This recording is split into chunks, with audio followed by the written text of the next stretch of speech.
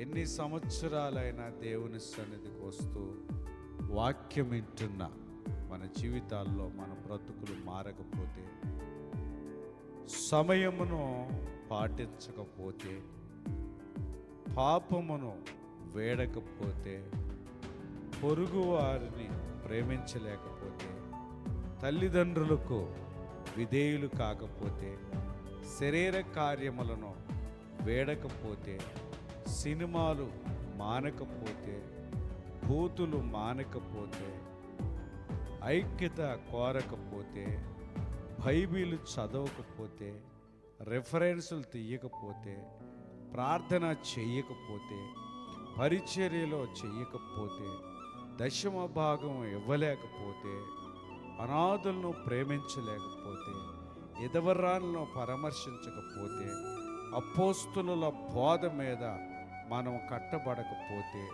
ఒక్క పూటైనా ఉపవాసం ఉండలేకపోతే, తోటి విశ్వాసిని ప్రేమించలేకపోతే, సేవకుని సన్మానించి లోబడకపోతే, ఇంకా ప్రభు బల్లలో పాల్గొనకపోతే, సాక్ష్య జీవితం లేకపోతే, ఒక్కరినైనా ప్రభు కొరకు సంపాదించలేకపోతే, పిల్లలు లోకములో ఉంటే, అన్యుల ఆచారాలు చేస్తూ ఉంటే, ముహూర్తాలు చూస్తూ ఉంటే, దినాలు సంవత్సరికాలు చేస్తూ ఉంటే, పేరు బలం తిథి నక్షత్రము రంగు రాళ్ళు జాతకం మొదలైన వాటిపై ఆధారపడుతూ ఉంటే, సోదే శకనము తాయితులు మంత్రాలను ఇంకా ఆశ్రయిస్తుంటే, నోరు తెరిస్తే అబద్ధాలు చెప్పే జీవితము, యథార్థ లేని జీవితము, నీతి తప్పిన జీవితము, లంచాలు తీసుకునే జీవితము, వేషధారణతో కూడిన జీవితము,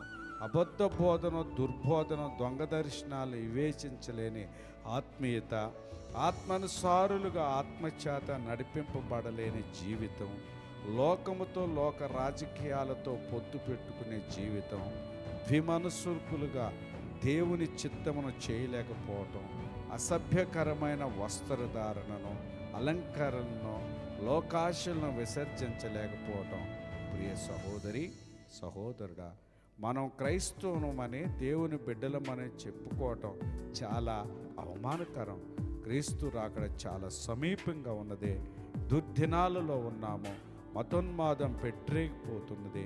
చట్టాలు మారుతున్నాయి. యెరూషలేములో 3వ మందిర నిర్మాణం కొరకు అన్ని ఏర్పాట్లు జరుగుతున్నాయి. నిద్ర మేలుకొని విశ్వాసులమైనప్పటికంటే రక్షణ ఎత్తబడుట మరీ సమీపంగా ఉన్నదని తెలుసుకొని క్రీస్తు రహస్య రాకడ కొరకు సిద్ధపడుదుంగాక. హల్లెలూయా. ఎడవబడితే బహుఘోరము, రేపు మనది కాదు. దైవచనుల హృదయం